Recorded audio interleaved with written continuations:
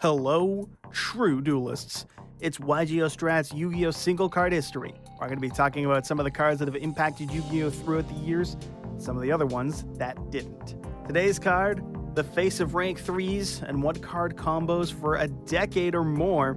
Get ready for a long one, folks. It's Tour Guide from the Underworld. Tour Guide was first released in Extreme Victory in 2011 as a secret rare, to surprisingly little impact on day one. Notable reprints include a rare printing from Battle Pack Epic Dawn, as well as a Shatterfoil rare printing in the same set in 2012. The 2012 collectible tin featuring Hanzo gave it a super rare printing, also in 2012, and the coveted ultimate rare printing would come in 2014's Astral Pack 6. An ultra rare print would be given to us in Dual Overload with a new alternate art, and a premium gold print in Maximum Gold from 2020 featuring both the original art as well as the new alt, for whichever one it is you prefer. For time on the ban list, she's been around, being semi-limited on the September 2012 ban list, where it would stay until the January 2014 ban list put it back up to 3. It was then limited on the April 2015 ban list, where it would stay for quite a few years, before being semi-limited again on the January 2020 ban list, and being back to free at 3 as of September 2020 as I make this video. A dark attribute level 3 fiend type monster with 1000 attack and 600 defense, its effect reads: when this card is normal summoned, you can special summon one level 3 fiend monster from your hand or deck, but negate its effects. Also, it cannot be used as synchro material. A useless fun fact to frustrate those of us who played during 2011 and its release is that this card was borderline useless day one. Extreme Victory was the last set before Xyz monsters, and before the Xyz monsters there wasn't much to do with Tour Guide, especially with the clause of not being able to use the monster it summons as synchro material. So, on release, if I can remember correctly, it was about $50 or so, and then once the Xyz came out, it skyrocketed to over $200 per copy at its peak. Not a good time to be a budget player. Still, the price wasn't wholly unwarranted, as you'll see, with the card being more widespread in play in 2012's format than even in 2014's, at least from what it is I can gather. But before we get to that, we take a look at Tour Guide's first home in a meta-relevant deck, Tengu Plant. Tengu Plant was the next step in plant synchro decks that had been growing and evolving in viability since 2010, with decks such as Quick Draw Dandy Warrior. Reborn Tengu was the newest toy that made for easy and constant synchro plays that brought the deck top-tier success, but it wasn't the only thing that it had going on. Tour Guide would become a staple of the deck, able to summon out another copy of itself or its partner in crime Sangan from the deck to make plays, whether it would be used to overlay into a copy of Leviathan for a quick 2500 beater off of one normal summon, or into Levier the Sea Dragon to summon back a banished monster such as a banished Lonefire or Dandelion that had been used to summon out Spore. And on top of all that, it served as the dark half of a light-dark chaos engine to get out the boss monster that is Blackluster Soldier, Envoy of the Beginning. The other option at the time, of course, was to just summon out Sangan and then pass for turn without doing anything, getting the additional plus off of a search from Sangan and serving as a wall to block off the opponent's attacks. If they get rid of the Sangan, you can search for any numerous monster to help the deck's combo plays that it would love, such as Dandelion or Lonefire, or they can leave it on field, keep it safe, and then potentially tribute it off to summon a copy of Caius the Shadow Monarch. In a deck with countless combo lines and plays, Tour Guide offered a number of lines by itself and was a very welcome card in Tengu Plant, or Synchrocentric as I've seen it be called, which, like, why did we stop calling that? That was such a dope name. Actual insanity. This made the card pricey by itself, and by the time Photon Shockwave released, it had reached a point of insanity for most. I call it Dino Rabbit format, but whatever the name you choose, I'm starting with Dino Rabbit. Garnet Turbo is the alternate title I will accept for that deck. Was a deck as simple as it was effective, playing 3 copies of Rescue Rabbit with 3 apiece of Sabersaurus and Caboozles to summon off of the bunny's effect. The deck's ideal turn 1 play was to summon the bunny and use its effect to get 2 dinosaurs and overlay them into either Evolzar Dolka or Logia. This, coupled with some traps, would keep the opponent from playing the game at all, and the ideal turn 2 play was of course to summon out Tour Guide and use its effect to ultimately make a copy of Levier Dragon to revive the bunny and do it all again. The deck was relatively light on monsters, all things considered, playing the dinosaurs, the bunnies, and the tour guides. And because the iconic duo is too iconic to ignore, Sangan summoned off Tour Guide could even search you the bunny in the most dire of situations. The deck was damn good at making its plays and not letting you make yours, and was a bit of a menace for people wanting to leave the game in no small part due to the price of both the bunny and the guide. And with 2 other decks that we'll talk about now, it really made Yu-Gi-Oh! In 2012 a tough thing to justify. I'll start with Inzektors because I fucking hate that deck. Full bias because my friend spent $200 bringing the actual metagame into what had previously been a pile of casual 50-card dragon decks and light sworn decks playing every single name to get out Judgment Dragon. This, being Inzektor, was a deck that could spam monsters thanks to the effects of Dragonfly and the searching effects of Centipede, popping cards all the while with Hornet as a nice bonus for plussing. And worst of all, it really didn't make much impact on how much or little you set up against it, because if you had a big board, then Hornet would pop your cards so that they would plus, and if you didn't make a board, they would pop their own cards and continue to plus anyways. This deck played Tour Guide as well, although for the least important reason out of any of the decks in this format. It was mainly used as the obligatory occasional Sandgan search, but mostly for just a great card to get decks access to something like Zenbane's going first, or a Giga Brilliant to boost the attack and swing for game, on top of the standard Levier and Leviathan plays that Tour Guide was enabling. The fourth deck of the format, that I'm mentioning third for video reasons, was Chaos Dragon, who used it the exact same way Dino Rabbit did, but with more versatility because it wasn't just Bunny being banished, but instead half of the damn deck. This meant Tour Guide could be summoned to get back a banished Eclipse Wyvern or even potentially a Lightsworn monster, to get more plays on your board and to get them back into the graveyard eventually to keep their effects going, be it Eclipse Wyvern pseudo-searching or just having a name in the graveyard if you opted to play Judgment Dragon, although that wasn't as common for Chaos Dragon decks so much as it was for my friend Jake. Still, Tour Guide gave the same plays it did for every deck in the format: Leviathan for a quick 2500 beater, and Levier for extension and recovery of banished monsters, or Giga Brilliant or Zenmanes, because those were the rank 3s at the time. Speaking of Zenmanes, the last deck of this format was Wind Up. This debuted before Chaos Dragon and Inzektor, but it had more variety in plays compared to the other decks as it evolved, so I saved it for last. Also, it has Shark, which looks cool, so that's a really cool case of best for last. It just makes sense when you think about it. Wind Up was another Xyz spam deck, but it was one that could fluctuate the levels of its monsters to make plays for any number of ranks, from 3 to 4 to 5. The first way Wind Up saw massive success, or the first one that became infamous for, was for the hand loop. Wind Up Hunter is a level 3 that can tribute a Wind Up monster to make the opponent send a random card from their hand to the grave. And Wind Up Rat is a level 3 that can switch itself to defense position to summon a Wind Up back from the graveyard. And for the final piece of the puzzle, the Party Boat. Wind Up Zen Mighty is a rank 3 that can detach a material to summon any Wind Up from the deck. In a perfect world, the Wind Up player would open a copy of Magician and Shark. They could summon Magician, use Shark's effect to summon itself from the hand, and then use Magician's effect to summon Hunter from the deck. From here, you could tribute your Wind Up Magician to use Wind Up Hunter to get rid of one card from the opponent's hand, then make your Shark level 3 with its second effect, overlay Shark and Hunter for Party Boat, and detach Hunter to summon Rat from the deck. You could then use Rat's effect to switch itself to defense, revive Hunter, which could then tribute your Party Boat, and then overlay Rat and Hunter for another Party Boat. And you did this for all 3 of your Zen Mighties and ripped 4 cards out of the opponent's hand. This was a very effective strategy since you could get your own solid board by requiring only 2 of your cards in your opening hand and ripping 4 from the opponent's depending on what you had, possibly even 5 if you skill open Monster Reborn to overlay and get Hunter in the grave 1 additional time. This deck was absurdly annoying to deal with, about as annoying as it was cute, all things considered. And while it wouldn't get you the full 4-hand loop rip, Zen Mighty is a generic, which meant Tour Guide could be played to get you a Walmart brand version of the hand loop instead, to only get rid of, say, 2 or 3 cards from the opponent's hand, only. This made it a staple in the deck, on top of being used in the same way every other deck was using it at the time. This would change as the ban list limited Zen Mighty, because banning Hunter just made too much sense. No longer able to rip apart hands, the deck would pivot from spamming out Hunter to spamming out Shockmaster. And since all roads in Wind Up lead to the Party Boat, Tour Guide remained a staple for the deck for much of the same reason. The deck always preferred to open Shark Magician, but Tour Guide's ability to make the boat to get plays ready by itself on normal summon, or even just as Zenmanes to stall up, was invaluable. Whether it was locking out the opponent's cards or sending them to the grave by hand, Tour Guide was a staple of Wind Up builds in the 2012 format, which was annoying for a lot of decks, such as Dark World.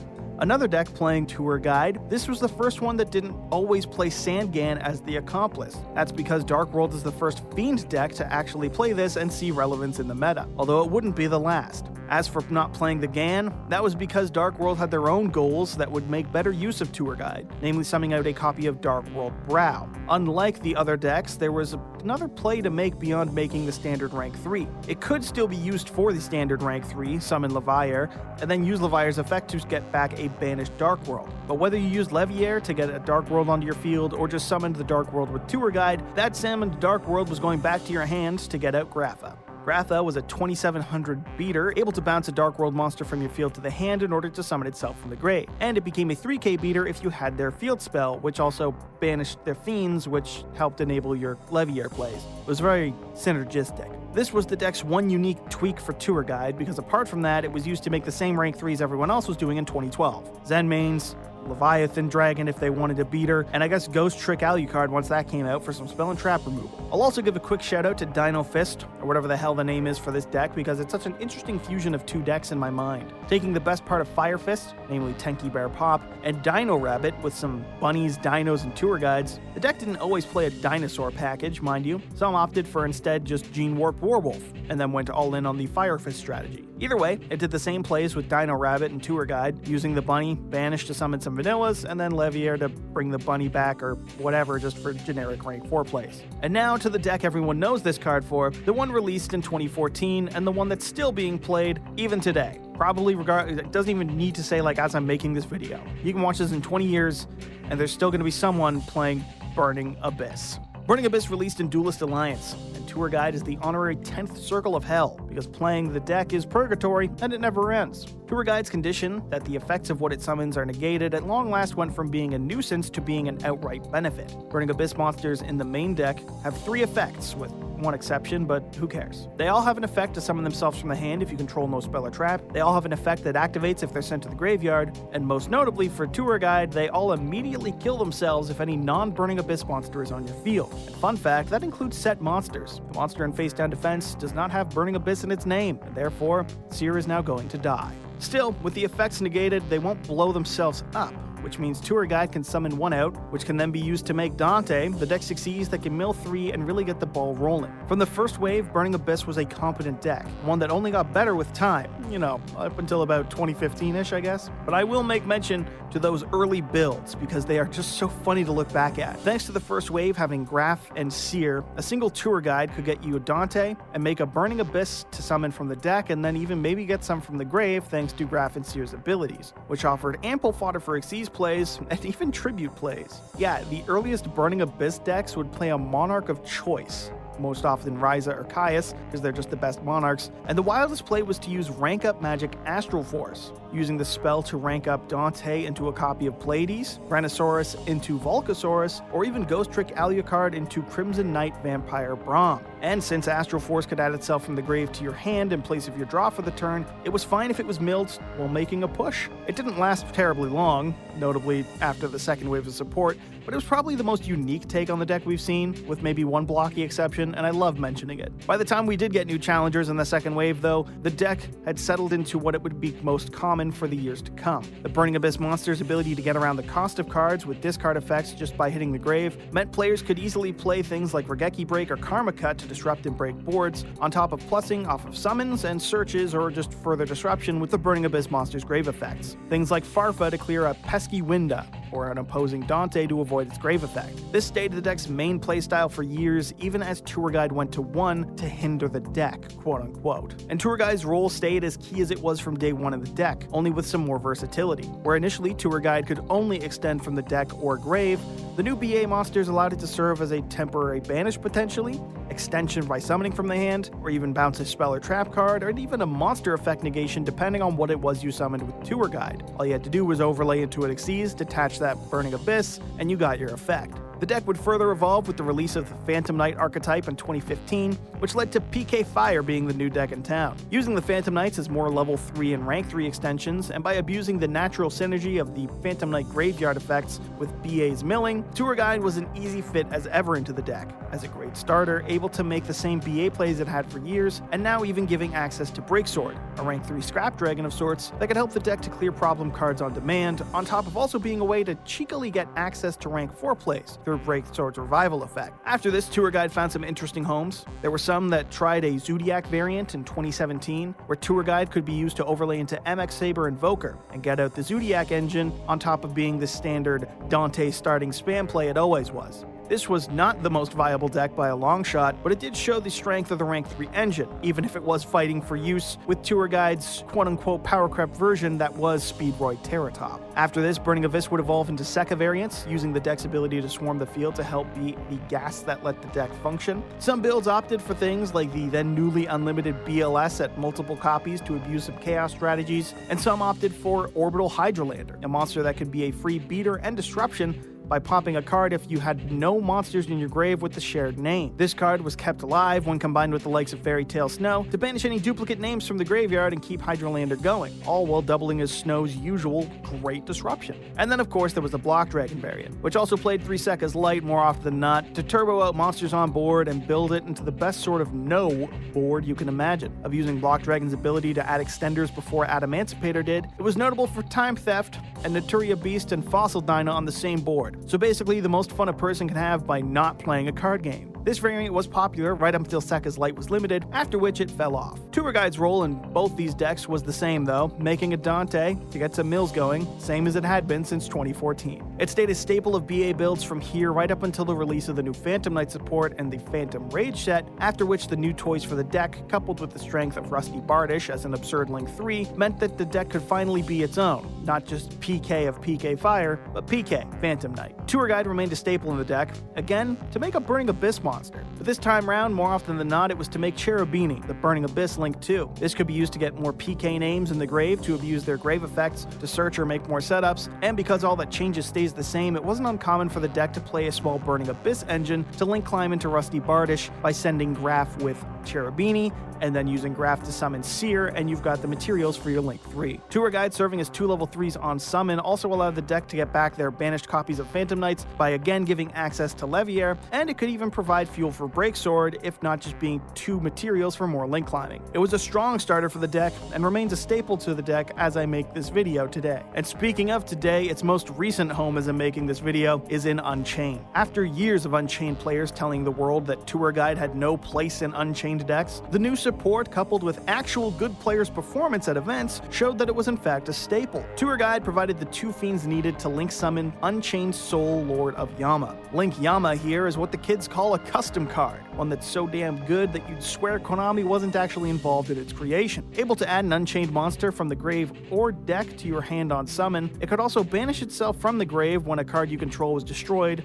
to summon a fiend from your grave and then destroy a card you control. This let the deck combo off even through hand traps with Reckless Abandon. And thanks to the whole damn deck floating into the whole damn deck, not only was destruction happening often, but it was happening to your benefit. This led it to take the metagame by storm in the YCS's post the release of Duelist Nexus, which released Yama, to a level very few had anticipated. And since the material to summon Yama was any 2 fiends, Yu-Gi-Oh's favorite Tour Guide was there to be abused to make all the best opening plays that the deck liked. Tour Guide's been around for a while, and certainly will be for a while longer. Even just going over its meta usage, I haven't nearly scratched the surface on everything that's possible with it. Even as late as 2018 or 2019, some people would still summon Sangan with its effect, but then they would make a Link 2 and use Sangan's effect to search a hand trap so as to have more disruption on the opponent's turn. Not to mention countless decks looking for easier ways to make any rank 3 or generic Link 2. It's the face of easy 2 material monsters in a number of ways, and it's been solid for as long as there's been Xyz. It's also been brutal to use against hand traps in a lot of cases as well. For all of the advantage it can bring, it's been fighting Effect Veiler from day one.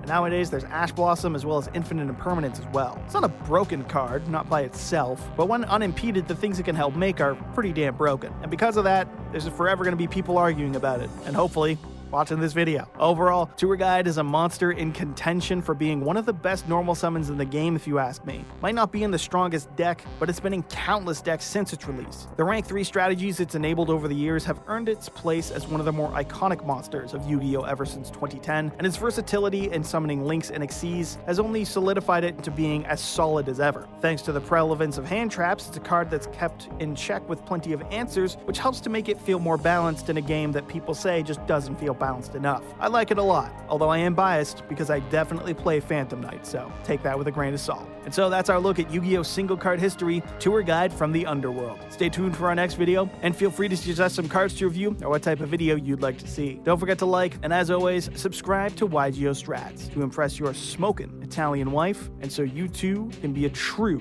duelist.